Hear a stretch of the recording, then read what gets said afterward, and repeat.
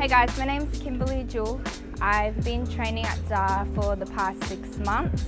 I consider myself a lifestyle athlete. My journey begins with health and fitness from a very young age. I was always playing interstate hockey and water polo. I then discovered weights and the gym. I entered my first bikini competition, which was the INBA. I actually came first in that competition. It was quite a few years ago, and back then the knowledge and education around nutrition and around strength and conditioning was quite limited. It was at the beginning of when Instagram started. The education around technique was, my education around technique was quite limited. I would go into the gym and I would just simply do booty.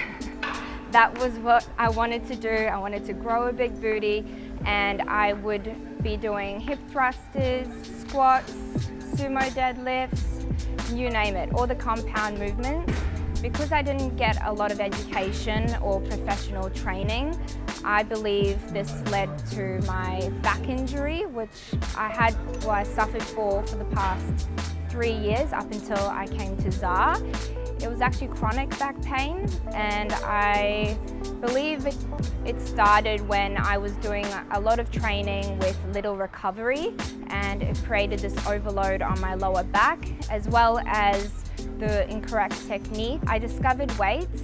I then entered a bikini competition, which was the INBA bikini competition, which I won. My journey from entering a bikini competition, I discovered my passion for weights. I started training consistently, and I used to do every booty program under the sun. So my passion for the gym obviously sprung from when I did this competition.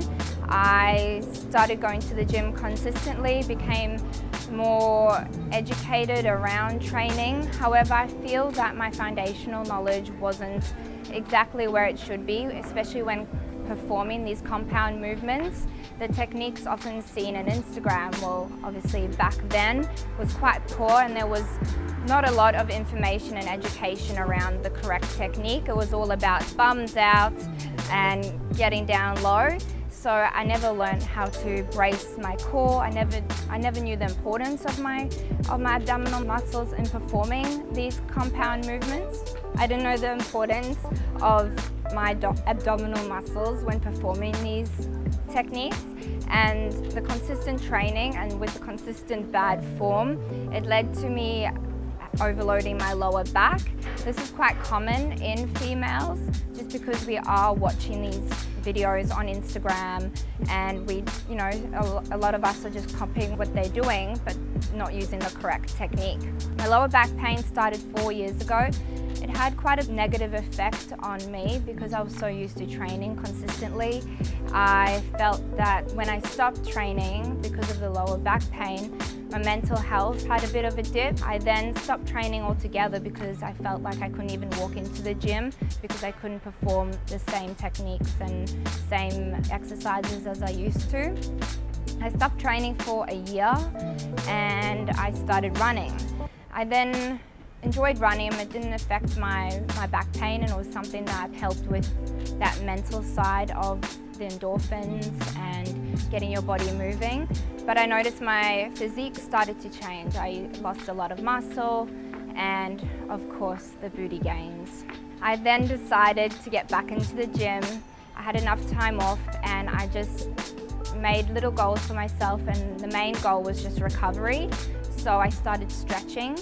I then was able to then move up to slowly doing deadlifts. From then I was all guns blazing, which was probably to my detriment. And I was back in the gym and I felt like I had overcome a really big obstacle. So I joined a commercial gym which had gym classes that were mainly focused around high intensity and a CrossFit style training. I was doing really well and I was happy with my physique at the time. I was going consistently until my back started to flare up again. I noticed I had to stop going to a few of the classes, and ultimately I had to substitute some of the exercises because my pain in my back was getting worse. It got to a point where I would wake up with back pain, I would be sitting in my car and I'd have back pain. Standing for long hours like this would be, constantly back pain. I would cry nearly every gym session because I really wanted to work out, but my back was really affecting me. I'd been to a number of physiotherapists, a number of chiropractors, and everyone just said that I need to stop exercising, which I didn't want to do. So at that point I was also stretching and making sure that was a priority before and after class, and it ended up being about 2 hours of a workout for me because I'd get there early to stretch and then I'd do the workout and then I'd stretch after. And I honestly just thought that that was going to be my life, that I was just going to have to live with this back pain, and that was, that's what it was going to be like. So then I joined ZAR about July last year, and I was quite hesitant, to be honest. They said that I could come in and do a squat session. I hadn't squat or deadlifted or any of those compound movements for a number of years, so yeah. I didn't think that I was going to be able to, but I came to the class and we discussed my goals, and all I wanted to do was be able to do compound movements, be able to work on my squats and be one of those chicks that can lift heavy weights. So I then started coming to the classes regularly and I joined Pilates. At this point I realized that I had no abdominal strength. When I would lie down, my back would be like this off the ground. So yeah, it was shit. So I'd never done Pilates before. I know that's a lot of girls have, but to me it was new. And it really helped me to increase that strength in your abdominal muscles, but mainly activate those deeper core transverse abdominal muscles.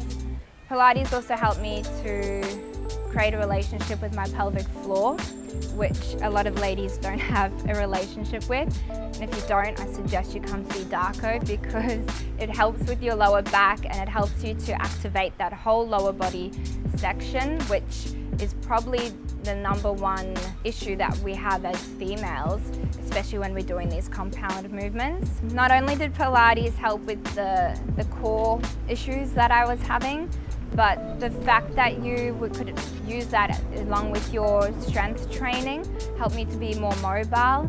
As I said before, I never really focused on recovery, so this was something that I really made a priority when I started my strength and conditioning, and I feel now that that's something that I'll continue to do forever, because you can't expect to be lifting these types of weights, expecting change and being consistent without letting your body recover. So that's a great addition, and you have access to the Pilates as well throughout the day, so you don't just have to come to the classes, which is really cool. For example, if I missed a class, I would come in just in my own time and do one of the Pilates sessions. I would sometimes use it before squats, or if I was really tight on a particular day, I'd go up there and just stretch my hip flexors or my lower back before going into the compound movements. The difference between my strength training now and in the past is the structure in your training. So it's not just about coming in on a Monday and doing certain exercises. It's about actually keeping track of your numbers. I have never really done that in the past, and to be honest, it can be quite annoying, especially when you just want to increase your numbers each week, but the trainers really help you to negotiate a number that's going to help you in the long term. So, for example, with my squats, I didn't used to do squats at all. One, because every time I did it, I'd have a lower back pain for at least a week, a week after. So I came in being afraid of doing squats. I started out at 60 kilos with shaky legs and bad form, and now I'm able to squat at least 80 kilos for 4 to 6 reps. That was my highest. And then my deadlifts have improved. This is probably my favorite compound movement. I started with just, I think it was 50 kilos, and I progressed quite fast with my deadlifts. The technique is so important, and I feel that the education around deadlifts are quite limited. I progressed the fastest with my deadlifts.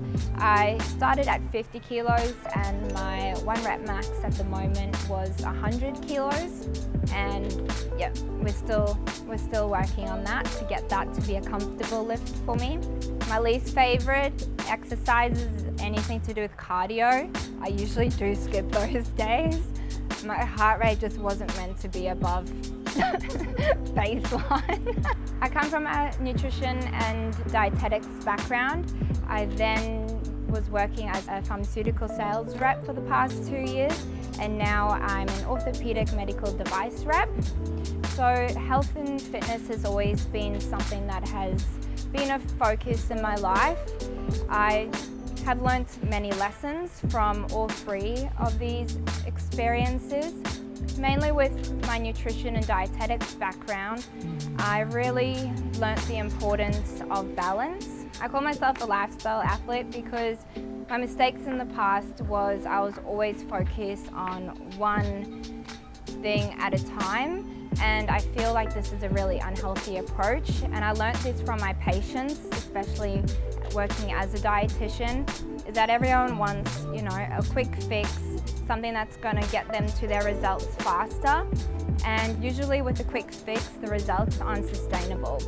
As a female, we're often looking at Instagram and social media, and we're looking at all these women, and we obviously want to have their physiques, or we aspire to have these amazing physiques that sometimes the people themselves don't even look like, or people are less likely to show their imperfections. So we're always trying to, achieve that next level, and sometimes it can result in us being quite hard on ourselves. So I like to look at the 4 pillars, which is your career, your family, your health and fitness, and your relationships. Sometimes you might be doing really well in, all 3 areas, so then you can look at the other area and be like, okay, I need to put some priority onto this area. The reason I like to do this is because if you're focusing on one area, then sometimes the rest can decline. I, in the past, used to be so focused on my fitness and the way that I looked, that other areas like my career, or I would find that sometimes my relationship with my friends, I would skip events because I'd be wanting to go to the gym or didn't want to eat certain foods, and that's just not healthy to be like that, and it's not sustainable either. For example, I've just landed my dream career and I don't have abs, and that's okay. And sometimes life just happens, and the best thing to do is just keep going, create small goals, and be more realistic about what you can achieve, and don't be so hard on yourself, because life is a journey and your fitness is a journey, and everything happens each day. And sometimes you don't look like the Instagram person because you look like you, and that should just be enough.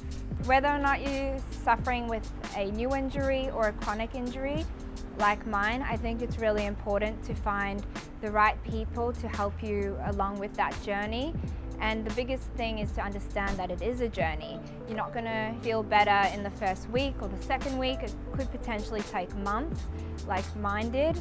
I have been training now for 6 months with ZAR, and I can stand here without any back pain. I can get out of bed without any back pain. But with that came a lot of consistency, a lot of, understanding that I'm not going to be able to come to the gym every day and lift the heaviest weights, and really being positive about my journey. So I guess the things that helped me the most with my back pain was strengthening my abdominal muscles, Pilates, and of course the correct technique, and really bracing when you're breathing. I think we all put too much pressure on ourselves to look a particular way all the time, and sometimes your body fluctuates, and that's okay. So right now my focus is my career, so I haven't been able to be as consistent with my numbers in my training, and that's okay, because I landed my dream job and I'm coming to the gym, 3 to 4 times a week. I'm still maintaining my weight. My 2021 goals is to continue to train pain-free. I haven't had any flare-ups for quite some time now, so I'd like for that to continue. I'd like to be able to lift 100 kilos in my deadlifts comfortably and hopefully reach at least 95 kilos and reach 100 kilos in my squats. Another goal would be to continue to grow the booty. From my experience as a dietitian, I think the biggest lesson is eating a well-balanced diet. I really believe in counting your calories or counting your macros. I feel that this not only educates an individual on the nutrition in the food that they're eating, but it also allows you to eat the variety of foods that you enjoy without having to take away foods that you do enjoy because you're needing to lose weight. So because I have experience in macro counting or calorie counting, I feel like now I'm able to look at foods and eat intuitively at the moment, and I can know how much I'm eating because I'm able to automatically guess or guesstimate how much calories are in my food. So I'm able to maintain my weight quite easily, but I know if I have an event coming up or something like that I'm wanting to lean down for, I know what I need to do to reduce those calories to lean up a little bit. I really enjoy sweet food. I have the biggest sweet tooth, so even if I'm in a deficit, I'll still be having a hot chocolate at night or having crumpets and enjoying the foods that I like because I'm able to count them into my meal plan. When I was a dietitian, I felt like a lot of people came in and they just wanted a quick fix. I don't believe in a particular type of diet because each diet is simply just reducing the calories in some way or another. So wherever you're doing, and this goes with gym, with nutrition, with any new programs that you're starting, is if you can't continue it, if it's not sustainable and it's not something you can do long term, well then it's just not going to work. And that's probably my biggest message, and a value that I hold quite strong in everything that I do is if you can't do it for long term, then it's going to be a short term result. Thank you for watching my Take Command series. I hope you enjoyed it. Please make sure you hit the subscribe button and we'll see you next time.